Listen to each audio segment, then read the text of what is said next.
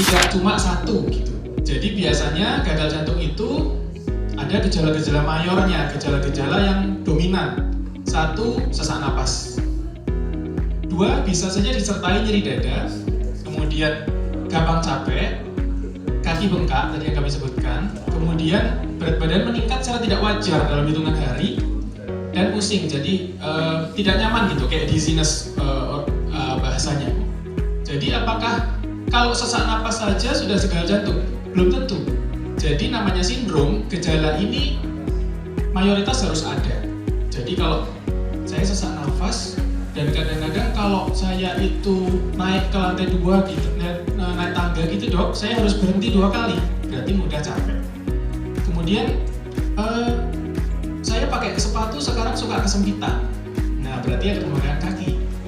Nah terus apakah ibu merasa kemarin itu berat badannya nggak segini? Oh iya dong, 3 hari yang lalu kayaknya belum segini deh. Nah habis minum banyak ya? Iya, kemarin jamuan di tempat orang saya minum banyak.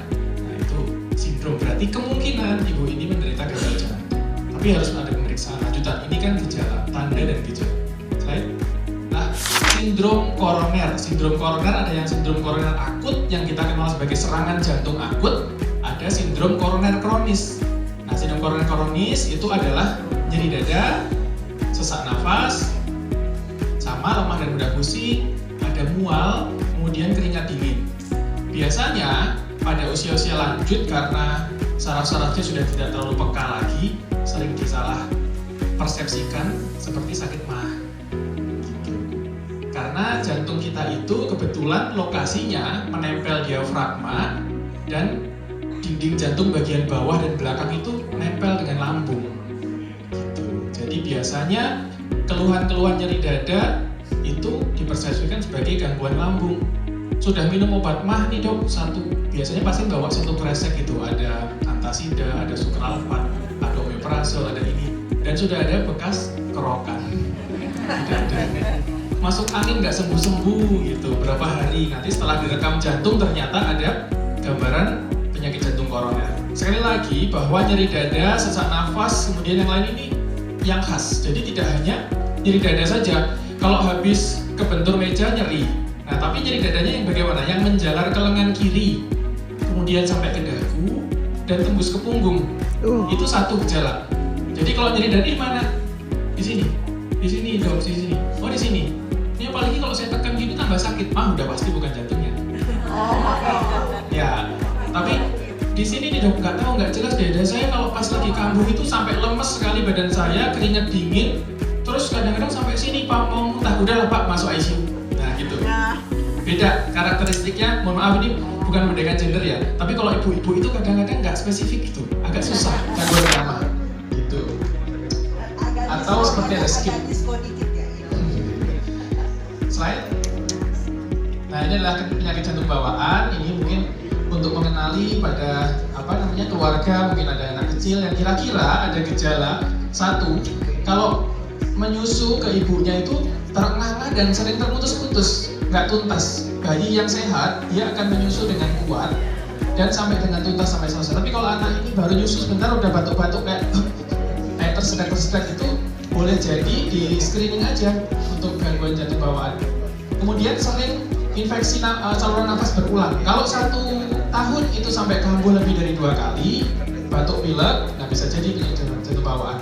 Kemudian berat badan sulit naik karena ada susah menyusu, kemudian ada biru di bibir biasanya sama di lidah. Jadi kalau nangis tambah biru, nah itu gangguan jantung bawaan.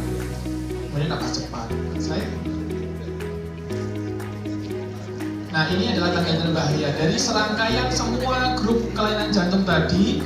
Apabila ada gejala sesak nafas, gejala yang tidak stabil intinya.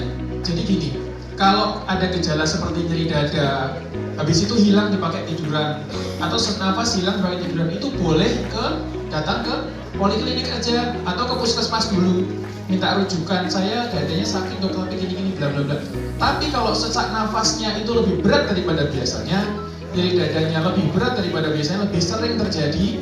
Misalnya dulu waktu lari nyeri dada, sekarang saya punya empal juga nyeri dada. Nah itu harus segera ada mengenali tanda bahaya ini, kemudian berdebarnya lebih hebat dari biasanya. Kepalanya kurang mateng ya, Dan keras. aktivitasnya juga terganggu, gitu ya. Nanti kalau udah mengenali tanda ini, minta bantuan sekitar, segera menuju IGD, bukan ke poli, jadi ke UGD untuk diperiksa secara lengkap. Ini adalah gangguan jantung yang tadi 4 macam itu tapi tidak stabil, jadi harus dibawa ke UGD segera. Slide. Nah, setelah kita mengenal semua kelainan tadi, maka ini kita masuk ke fase gimana cara mencegah itu semua terjadi. Jadi yang pertama tentu kita satu semangat di sini bahwa lebih baik mencegah daripada mengobati kalau bisa. Tapi biasanya kita tidak menyadari sehingga sudah terlanjur sakit. Nah, gitu. Kalau sudah terlanjur sakit, setidaknya gejalanya tidak berat dan kita bisa memiliki kualitas hidup yang baik. Jadi banyak pasien kami yang jantungnya bengkak, pompa jantungnya tersisa sekitar 20%, 15%. Itu kami nggak memberikan outcome yang muluk-muluk gitu.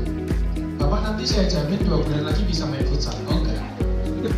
Yang penting tidur bisa nyenyak, makan bisa bagus, ke kamar mandi jalan sendiri, bolak-balik ke pub juga tidak sesak. Mau cari apa lagi hidup ini? Sudah cukup. Jalan-jalan ke mall, naik pesawat, keluar negeri tidak ada masalah. Nah itu sudah bagus. Jadi nggak lagi dulu saya atlet futsal dong. Ya sudah, hentikan sampai cerita dulu. Ya, karena sudah terlanjur ada pembengkakan jantung. Nah, gimana cara mencegahnya? Gizi seimbang, istirahat yang cukup, olahraga. Tadi sudah disampaikan sama dokter dari Rumah Sakit Pondokopi ya. Aktivitas fisik minimal 30 menit sehari. Kemudian rutin minum obat. Hindari racun seperti rokok, alkohol, dan segala macamnya. Kalau yang sifatnya rekreasional, kami tidak bisa mutlak melarang. Silahkan, itu pilihan masing-masing dari individu. Kemudian jangan lupa untuk kontrol berobat sesuai dengan jadwalnya. Slide. Nah, ini adalah tips sedikit untuk Bapak Ibu atau keluarga atau teman yang memiliki gangguan jantung dan harus minum obat jantung rutin. Nah, ini biasanya obatnya bisa banyak. Setidak-tidaknya gangguan jantung itu obatnya bisa 4 macam. Kalau apes ya bisa 5-10. Jadi biasanya itu suka lupa. Nah, saya tadi udah